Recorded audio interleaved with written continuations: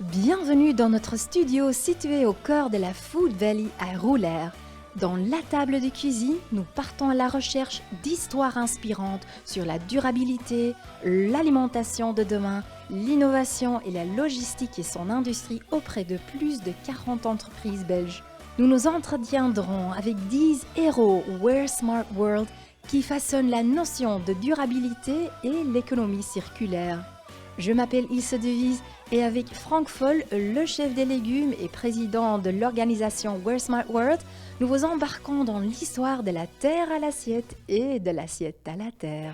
Bienvenue dans un nouvel épisode de Table de cuisine. Ici, dans notre studio au centre de Roulers, nous nous retrouvons aujourd'hui avec quelques entreprises durables. Bonjour à Franck et bonjour à Bertrand Delporte. Vous êtes le directeur du Batilin et je vois que vous avez pris quelque chose. Oui. En fait, nous, on est une coopérative de production de lin textile et à côté de la fibre extraordinaire qui permet de faire des textiles très fins, très agréables, très respirants. En fait, on a différents produits extraits de la paille de lin qui sont en dehors donc de cette fibre textile. La graine de lin... oui, j'ai compris qu'une graine de lin n'est pas une graine de lin pour manger toujours. En fait, on produit vraiment on produit du lin textile. La graine de lin qu'on va utiliser en alimentation humaine sera une graine de lin oléagineuse. C'est un lin spécifique pour l'alimentation humaine. Donc nous, dans notre pour la santé aussi. Oui, excellent. Donc le lin en fait a la propriété d'avoir une teneur en oméga 3 très importante et on va avoir des propriétés importantes sur la diminution des risques de maladies cardiovasculaires grâce à l'alimentation en oméga 3. Voilà. Ce sont des choses qui ont été démontrées scientifiquement il y a quelques temps. Je n'ai jamais vu ça, Franck. Non, c'est beau, c'est chouette. Donc, le gobelet en lin en fait est produit par Camille Deline qui est sur le Dunkerquois et qui a créé sa société Mon Gobelet en lin en fait et qui a inventé un gobelet pour remplacer le gobelet plastique qui est interdit mais qui est aussi pas du tout respectueux de l'environnement. Donc là on est sur un gobelet qu'on va réutiliser, qu'on va laver, et qui contient de la fibre de lin en plus d'autres produits, c'est breveté par elle et la fibre de lin va apporter la rigidité au gobelet. Oui. Et là j'ai vu quelque chose d'autre, c'est quoi au juste? Oui, donc c'est Batilin. Donc Batilin, dans la plante, dans le lin, le lin c'est un petit arbre qui a poussé en 90 jours. Entre Caen et Amsterdam, on va retrouver 80% de la production mondiale. On est vraiment leader avec la Belgique, les Pays-Bas et la France dans la production de lin textile. Lin textile qui représente 0,4% des fibres dans le monde, des fibres textiles. Ce qu'il y a, c'est qu'autour de ces 0,4% de fibres textiles dans le monde, on va retrouver 55% de fibres issues pétrole, 35-45% de fibres issues coton, et donc coton pas du tout aussi au point dans le respect de l'environnement. Donc c'est comme ça que notre fibre est de plus en plus recherchée. Mais donc dans cette production de paille de lin, on va avoir l'ANA qui représente 50% du poids de cette paille. Et donc cette ANA est jusqu'à maintenant peu valorisée en litière pour animaux, éventuellement en énergie, en panneaux de particules. Et donc l'idée c'était d'essayer de trouver une nouvelle utilisation et qui est une utilisation dans le bâtiment par un bloc isolant. Voilà. C'est une évolution fantastique quand on va vraiment essayer d'utiliser tout dans une plante. Parce qu'avant, même les pelures de pommes de terre, aujourd'hui, sont récupérées pour faire quelque chose avec. C'est fantastique. On dit que le lin est le cochon végétal, parce qu'en fait, on arrive à tout valoriser. Intéressant. Franck, vous avez de nouveau des ingrédients formidables. Oui, beaucoup de couleurs de nouveau. On a un chou ici, on a des betteraves jaunes, épinards, on va faire une petite salade, on a quelques ingrédients et beaucoup d'herbes. Voilà. Je pense que les téléspectateurs sont très jaloux, non? Oui. Non? Ils peuvent gagner un dîner chez un restaurant Wear Smart Green Guide. Ah bon? Oui. Comment? Ils doivent aller sur le site web de Dovi, dovi.be. Et ils vont voir notre cuisine, table de cuisine de Keukentafel. Ils vont dessus. Et alors, ils peuvent s'inscrire pour un concours et gagner un chèque de 250 € pour aller manger chez un restaurant Wear Smart Green Guide. Ok. Bon, j'ai faim, vraiment. Et vous? Ah oui. Pas encore ou Si, ça va aller? j'ai faim. On va commencer à préparer alors. Ah, super, voilà. Le secteur du lin, il y a bien sûr beaucoup plus à dire, mais nous allons y jeter un coup d'œil ensemble et découvrir un confrère de Bertrand. Je suis Géraud Decoq, je représente la 4e génération du teillage de lin Decoq à Onscott. Je travaille avec mon père et mon oncle, Frédéric et Bertrand. La culture du lin dure 100 jours. Elle est semée fin mars, début avril, avant d'être arrachée. Tous les jours, il y a une nouvelle fleur qui tombe au bout de 5 heures, qui va donner les graines de lin. Bonjour, je m'appelle Frédéric Decoq, je suis la 3e génération des tailleurs de lin Decoq à Onscott. Le teillage consiste à séparer les différents composants du lin. Donc ce sont des actions mécaniques, il n'y a pas de vapeur, il n'y a pas de produits chimiques, ce ne sont que des actions mécaniques. Ce sont des couteaux qui viennent frapper la fibre, ce sont des peignes qui viennent égrener la tige et nous en sortons 4 produits différents de notre usine de teillage de lin. Premièrement, le produit plus important, c'est la fibre de lin, la filasse.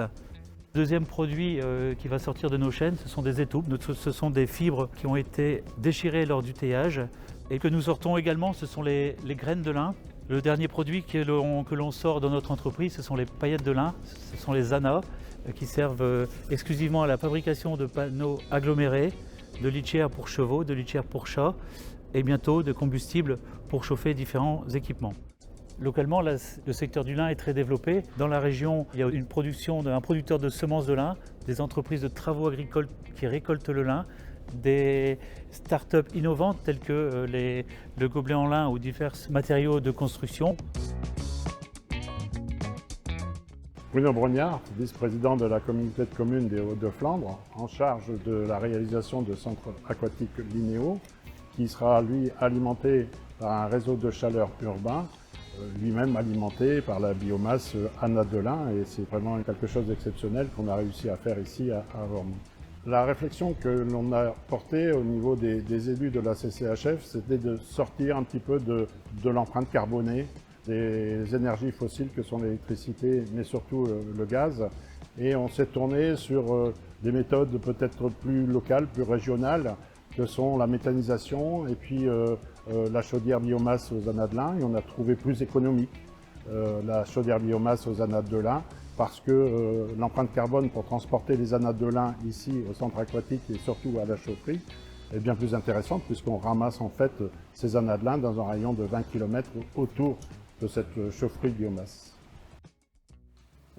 Oui, nous travaillons avec des aliments frais. Aujourd'hui, une énorme quantité de nourriture est jetée. Mais est-ce qu'il y a un phénomène que vous observez également dans la région de Dunkerque ou dans votre entreprise ?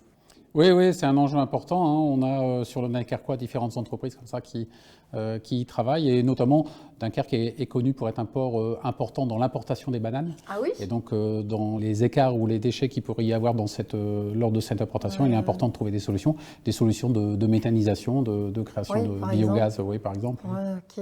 Des déchets auxquels nous ne pouvons pas participer parce que notre verre est vide. Franck ? J'arrive. Non ? Attends. Alors j'ai un vin de Sicile, un vin bio. Ah oui, d'accord. Oui. Ah, ça te plaît ? Oui, très bien. Le Gergenti Grillo, et c'est 70% Grillo, 30% Chardonnay qui est dedans. C'est un peu, comment on dit, vert en bouche, beaucoup de fleurs aussi. Attends.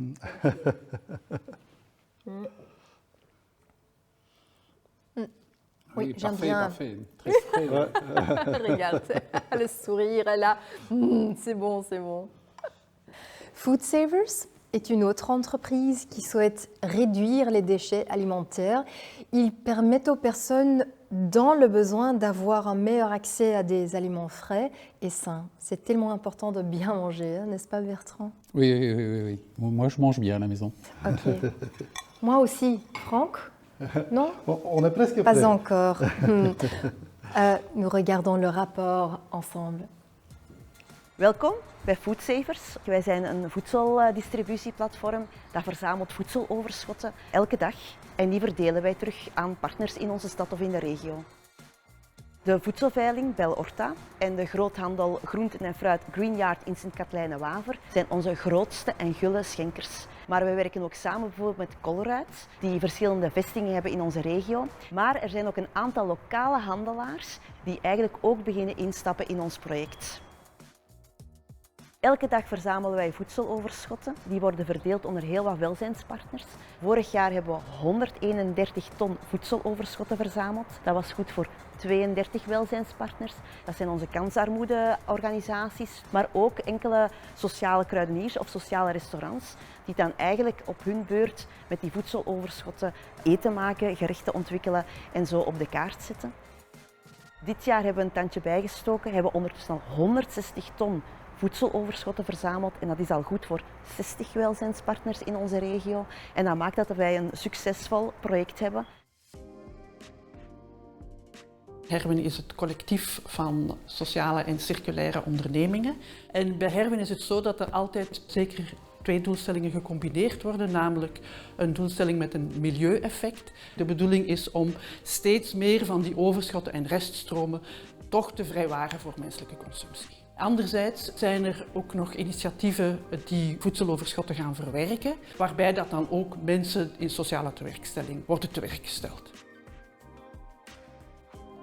Vandaag zijn er ondertussen toch al meer dan 70 mensen aan de slag die op deze manier toch wel een job krijgen of op die manier een opleiding krijgen om door te stromen naar de reguliere arbeidsmarkt.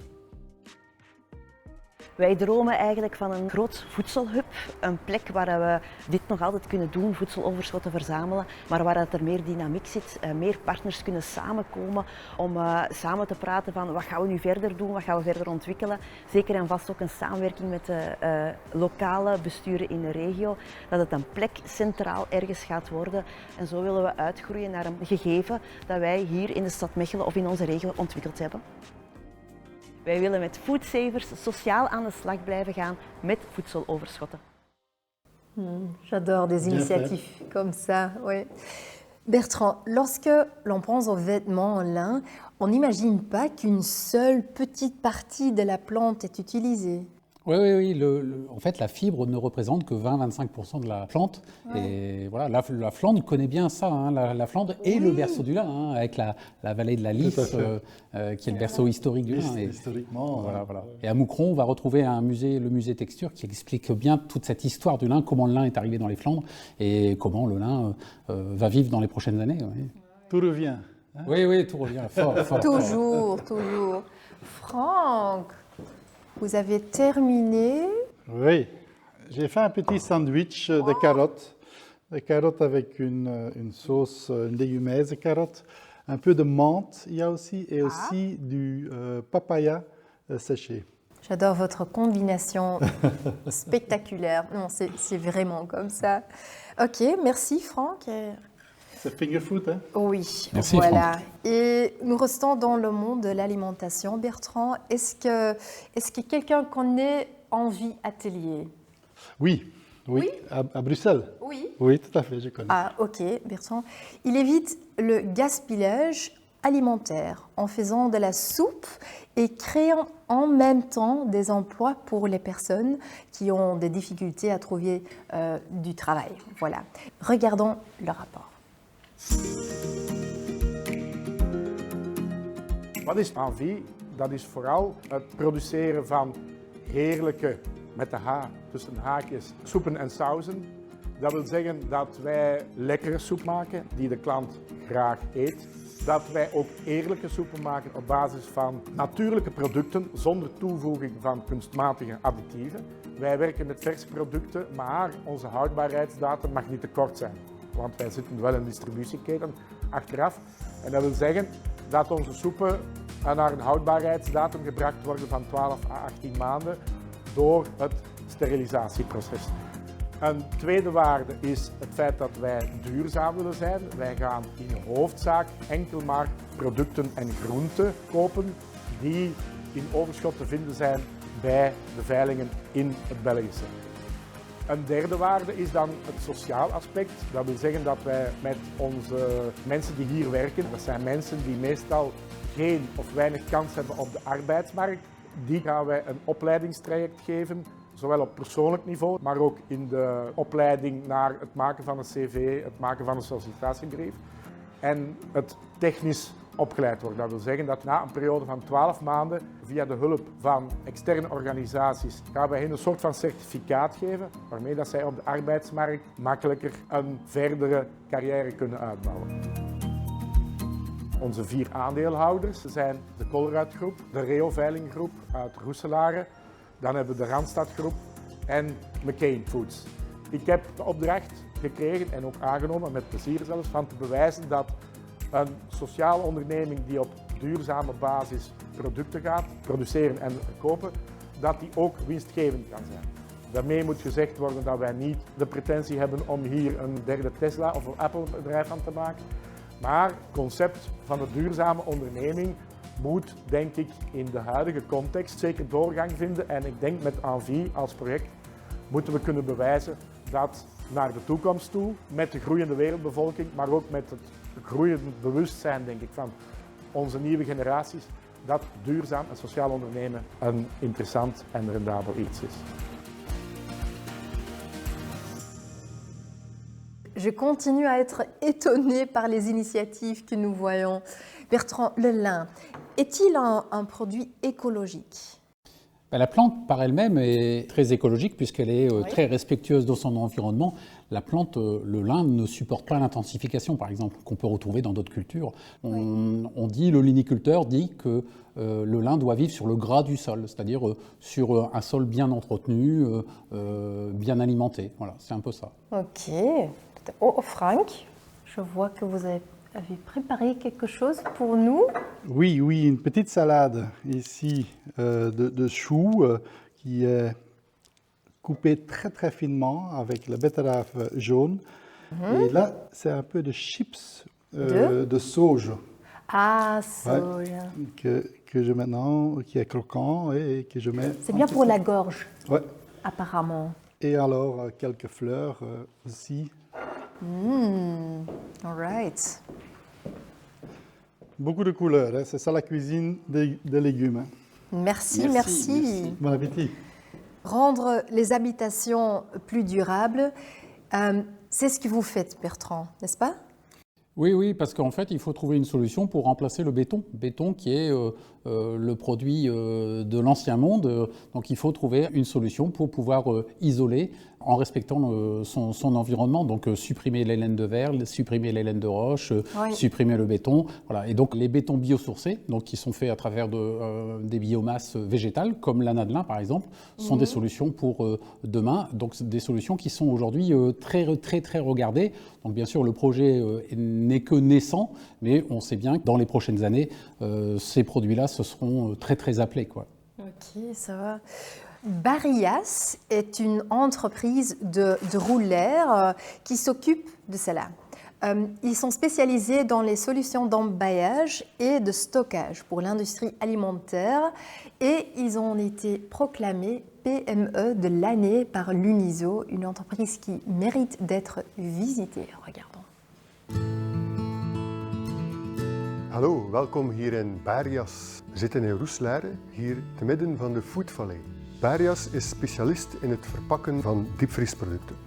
We zorgen ervoor dat ons team bewust met verpakkingsmaterialen omgaat. We zoeken ook naar manieren om verpakking te verminderen. Bijvoorbeeld producten gaan recycleren, maar ook verpakkingsmaterialen dunner gaan maken om op die manier minder te gaan verbruiken. Ook bio-afbreekbare folies op basis van maïs en dergelijke meer gaan wij volop gaan experimenteren.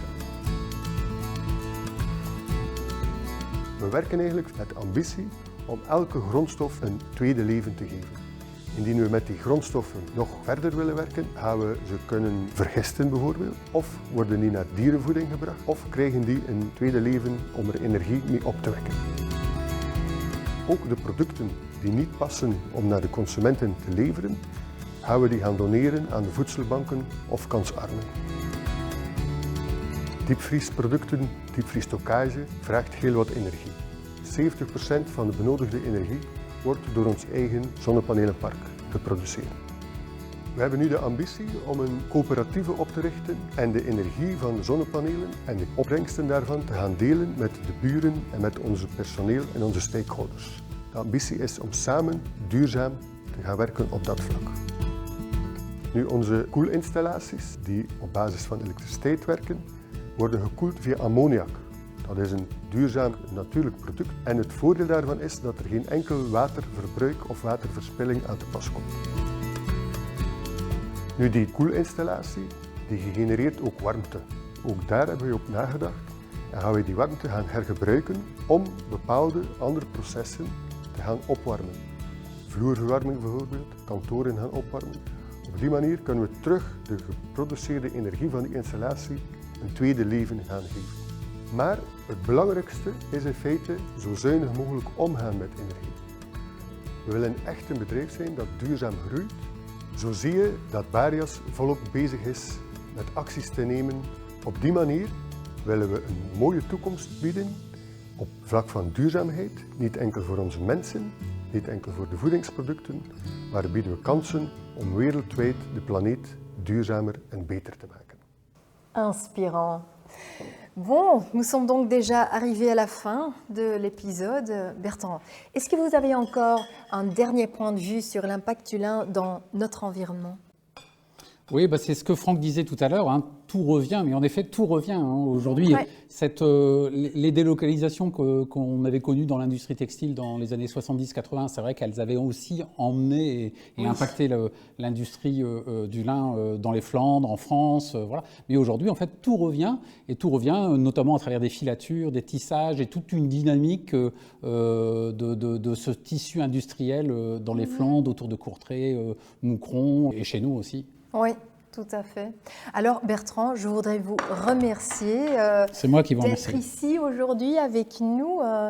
Et c'est pas encore fini parce que regarde ça. Voilà, j'ai des champignons ici, des iringi, que j'ai coupés comme des noisettes. Des coquilles comme des coquilles. Et je les ai cuits juste de côté, assaisonnés. Et ça donne très très bien visuellement. C'est en plus végétal.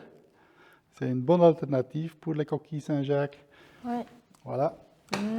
On met un tout petit peu de noisettes dessus aussi coupées, fines. Il y a une sauce aux épinards avec un peu de l'ail. Et on finit avec quelques cresses. Je suis impatient. Ok. Un tout grand merci, Franck et Bertrand. Et on a encore un cadeau. Oui, un petit cadeau. Oui. Un livre de Franck et moi. S'il te plaît. Merci beaucoup. Merci en beaucoup. français. Merci en à plus, vous. merci. Ouais. Et merci à vous et à la prochaine.